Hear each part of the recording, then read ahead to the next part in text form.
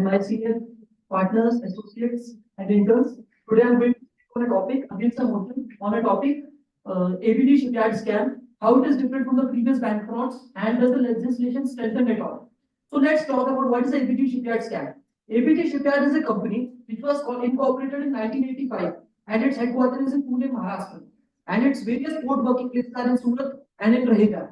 So what happened during 2000 when the globalization was in the boom and export and import had started to a great extent, export and import great extent, it was booming on various sectors. In all the fields, there was increasing export and import. So the shipping sector industry has boosted to a lot of extent because the shipping industry was it is actually a viable. Shipping industry is actually a viable and this is cheaper than airlines and air companies, air flights. So the shipping industry was really boosting on those periods of time during the 2000s. And usually a ship takes around 2 to 3 years to make.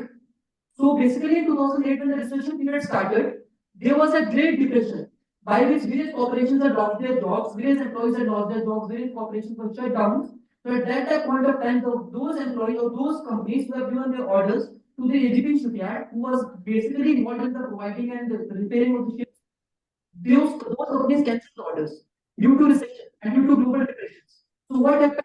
The ships which they have prepared for the transportation of goods from one country to another country, that ships were laying idle on their boats. So what happened? They were incurring losses with respect to this. So to run their businesses, they started giving loans from the banks, and they have taken a loan amount of rupees 22,800 crore rupees from 28 banks, which is led by ICICI Bank. So let us talk about how it is this ABG Shipyard Scam, how this happened. So in 2008, these companies had losses. They have started shifting their funds because they have taken loans from the companies, they have taken loans from the banks, and they started using their loans for personal uses.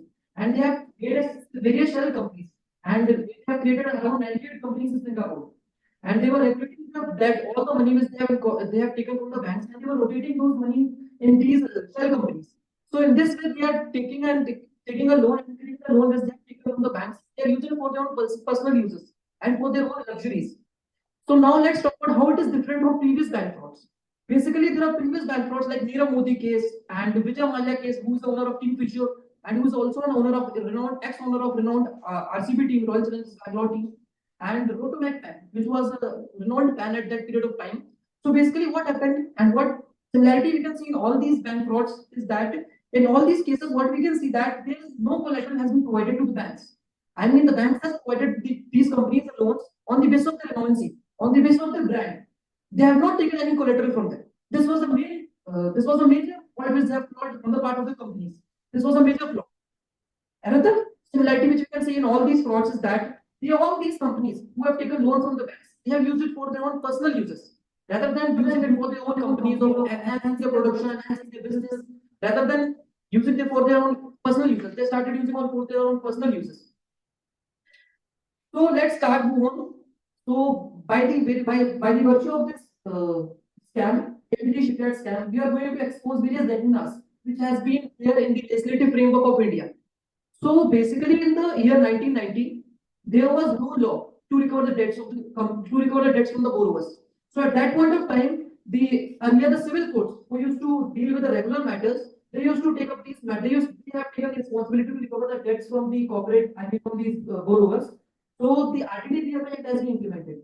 Recovery of debts due to banks and financial institutions. This act has been implemented, and the DRT was the authority to deal with the recovery of debts, and the appellate authority was DRT. So, but there are various lacunas in this act which has led to the hindrance in the preventing the bank frauds or preventing the to recover the debts of the banks. These were the various lacunas. Lacunas were that there was 39 DRTs and almost 5 DRTs, but the number of cases which are pending against these DRTs, pending against the borrowers, was quite around 60,000. But number of DRTs it was only less, around 39, and DRTs were 5. And there were vacant posts of presiding officers who used to preside the DRTs, the debt recovery tribunals. Only the vacant posts were there with respect to PO, presiding officers, registering officers, registrars. There were various vacant posts were there. So when vacant posts will be there, then who will adjudicate the matters? Then who will recover the debts? This was the various lacuna. And in the case of International Asset Reconstruction Company Private Limited versus GRT Mumbai and others, and Kotak Mahindra Bank versus GRT Mumbai and others, the Bombay High Court clearly observed that pending of the cases due to non-appointment of the presiding officers, the deciding officer, and the registrars. The next lacuna which we can see in the DRT is that they failed to achieve its objective because there was lack of adequate structure, lack of infrastructure was there, lack of judges was there, and according to a survey, 43% of hearing in RTTP Act failed due to adjournments. That frequent adjournment were given by the DRTs. 15% failed due to vacant posts, and 12% failed due to appointment of absence of lawyers.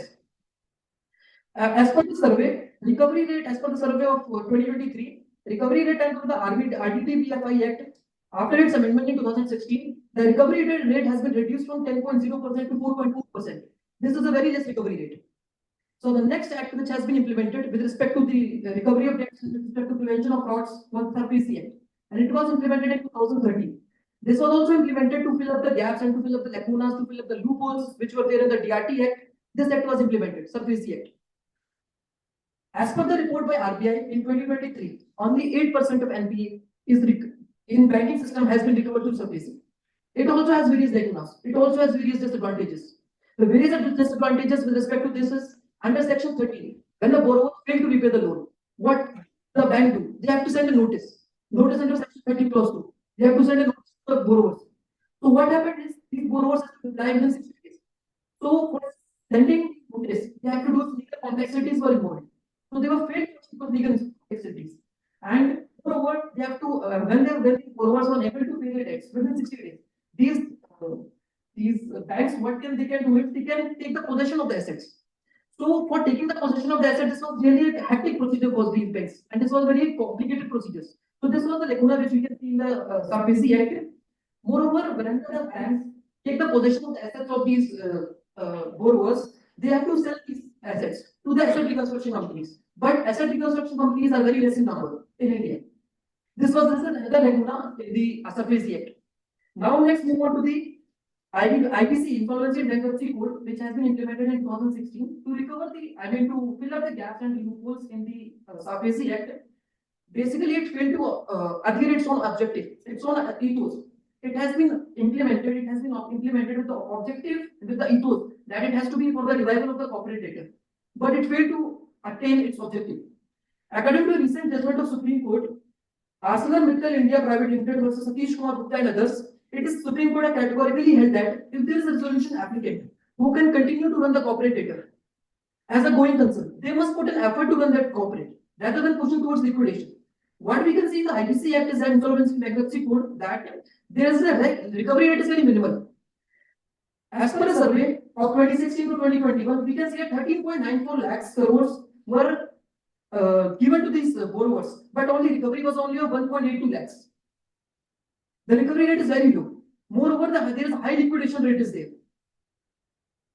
And when there are liquidation procedures going on, when these CIRP proceedings going on, there is a collusion with the IRPs. These banks, what they do collude with the IRPs to evade the proceedings of CIRP or to extend or to derail the proceedings of CIRP. What happened with this is 73% of the cases are prolonged, and this not only increases CIRP costs, but it also erodes the value of the assets. So what happens? What is the value? What is the importance of this act? When the corporator went into a CIRP proceeding, its value was 1,000 crore, but now it has been left only 20,000 crores. So recovery rate is very low in this case. Moreover, there is a lack of deterrence, lack of penalties are there, because in IBC there is no provision which talks about the deterrence or the penalties which can be given to these borrowers or these defaulters. There is no penalty given under this IBC.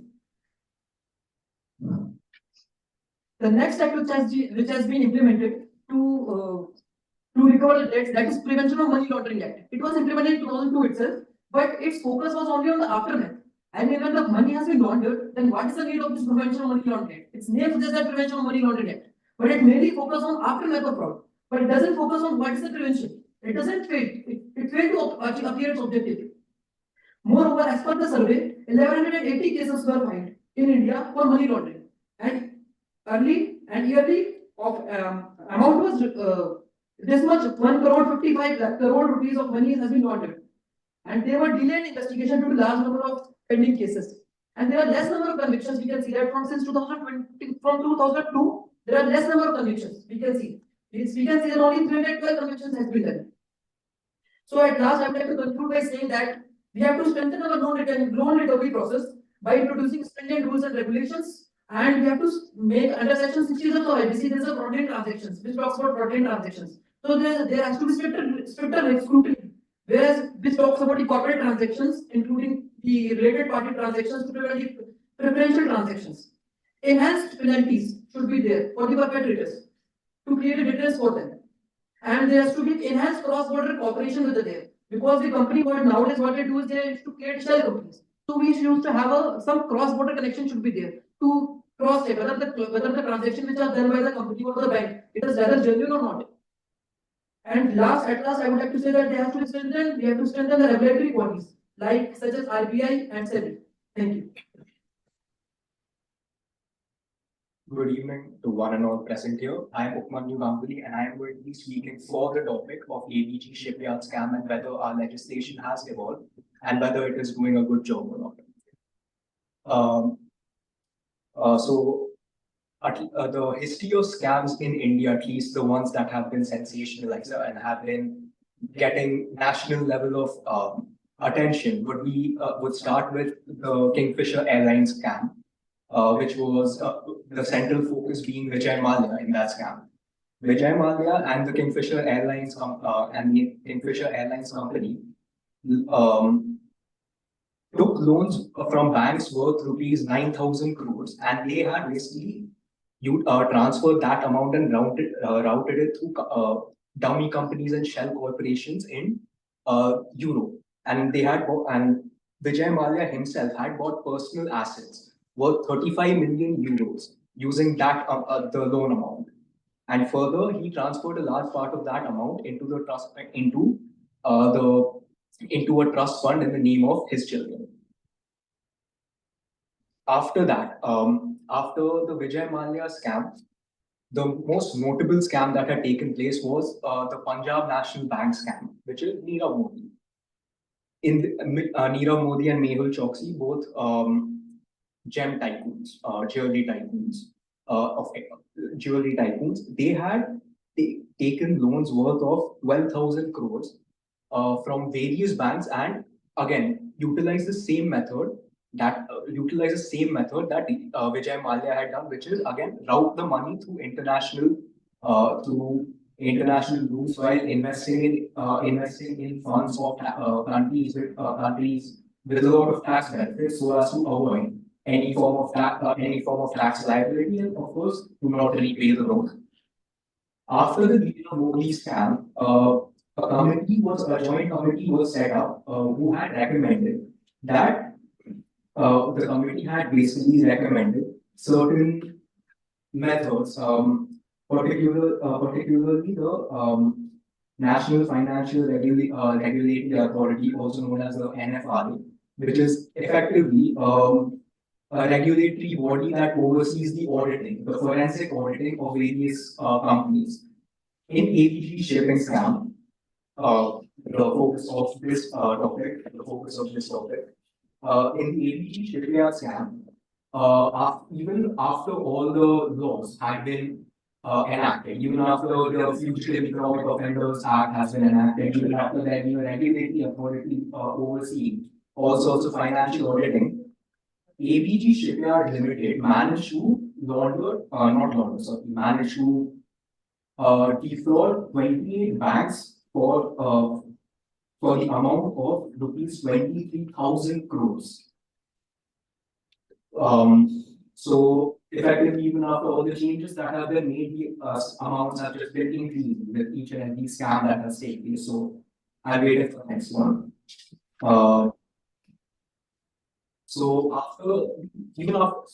One of the issues that the CBI had found, while the CBI had faced while investigating into this matter, was that a lot of these flaws are actually found out during forensic auditing. So when for a company like ABG Shipping, the forensic auditing had taken place in January 2019, when it was revealed that such a scam had taken place. It was in that audit and in the later investigations that were conducted by CBI, it was also found that these loans, the loans that ABG Shipyard was getting loans from various banks between 2005 and 2010 and 2010. In 2013, their account was deemed as a non-performing asset. After which insolvency proceedings against them had been initiated. Now, coming to the main difference between the previous cases. In the previous cases, both Vijay Mallya and Nirav Modi had absconded. They had left the country. They had gone to London, and because of their tight extradition laws and the fact that the United Kingdom is not very inclined on extraditions in these cases, at least the cases against them are effectively still going on, even though it has been well over 6 years since these cases have happened. In the after Nirav Modi, so in this case, what has happened in ABG Shipping, the top members from the founder, chairman to the top executives of ABG were booked and they were arrested. However, recently, Rishi Agarwal, the chairman of ABG Shipyard, was granted bail by Delhi High Court because of an incomplete charge sheet filed by the CBI.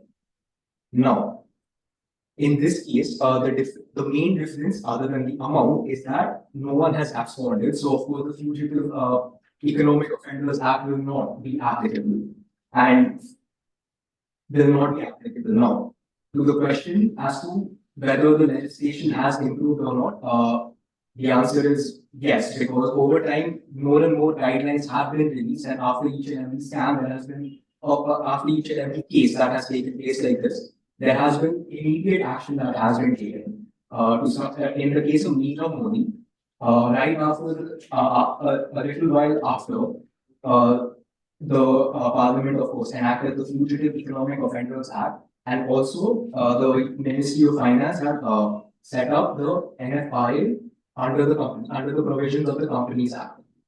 One of the realistic issues that are faced, as I had stated before, was that during investigation, at least in this case, there was a delay in filing the complaint. In August of 2020, a proper complaint, like a very comprehensive complaint, was filed, but it was only registered the next year on 7th February. The delay was caused because apparently in the complaint, they did not get any consent to lodge a formal complaint from the consortium of banks in this case.